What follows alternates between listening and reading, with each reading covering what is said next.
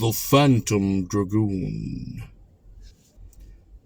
The height that rises a mile or so to the south of Newark, Delaware, is called Iron Hill, because it is rich in that hematite ore.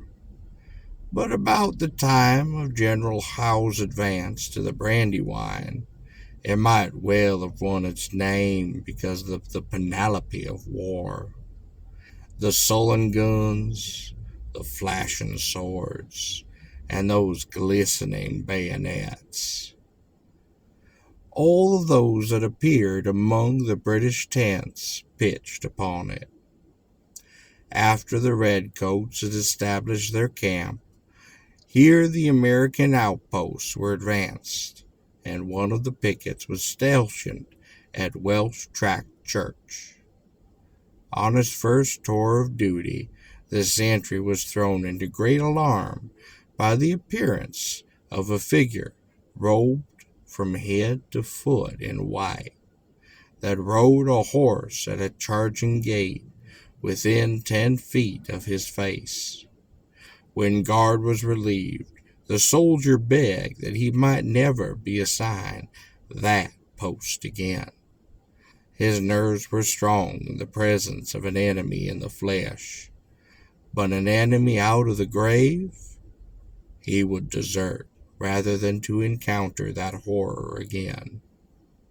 His request was granted, and the sentry who succeeded him was also startled in those small hours by a rush of hooves and a flash of that pallid form. He did fire at it, and thought that he heard the sound of a deep and mocking laugh coming back to haunt his ears. Every night that phantom horseman did make his rounds.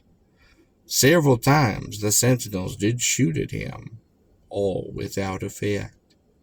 The white horse and the white rider showing no annoyance at these assaults.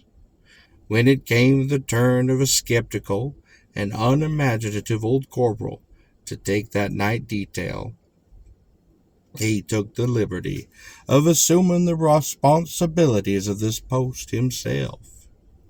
He looked well to the priming of his musket, and when moonlight he did withdraw out of the moonshine, and waited, on his gun resting upon a fence.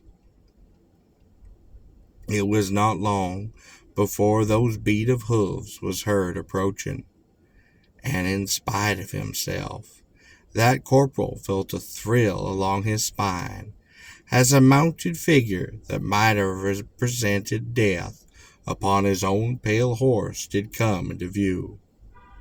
But he did jam his hat down, set his teeth, and sighted that flintlock with deliberation, as the rider was nearer, when bang went the corporal's musket.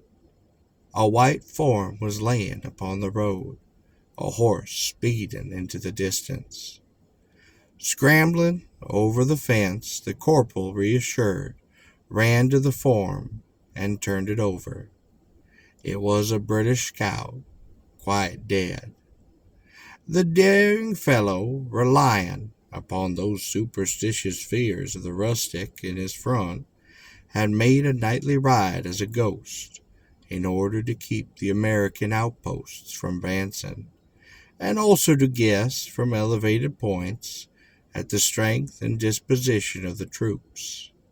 He did wear a cuirass of steel, but that did not protect his brain from the corporal's bullet.